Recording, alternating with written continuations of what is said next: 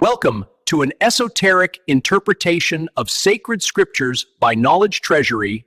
The hill of two sacrifices. Why Isaac had to carry the wood. The ascent of Mount Moriah is frequently preached as a testament to Abraham's ironclad resolve, but the true spiritual architecture of the moment is hidden in the silence of the sun. When Isaac hoisted the timber onto his shoulders, he wasn't merely assisting an aging father with a chore. He was physically bearing the very instrument of his own execution. The weight of submission. To understand the personal spiritual dimension of this story, we must look at Isaac's agency. Scholars suggest Isaac was a young man in his prime, more than capable of resisting his centenarian father. Yet he climbed. In his rhythmic footsteps, we hear the first echoes of the living sacrifice. Isaac's submission transforms the story from one of a demanding God to one of a consenting Savior. The prophetic irony.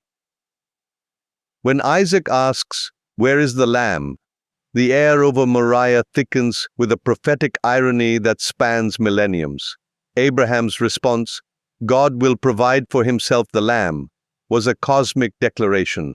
He wasn't just comforting a confused son, he was announcing a divine appointment.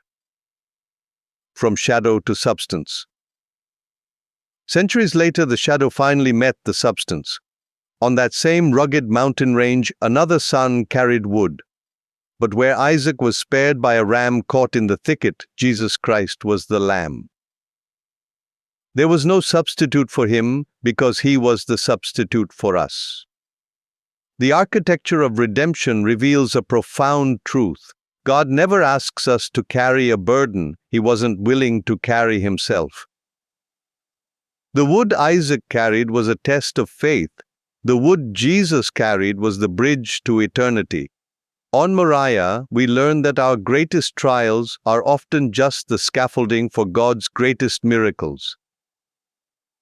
Have a great spiritual and fulfilling life. Thank you for watching, listening, and sharing, and have a great life.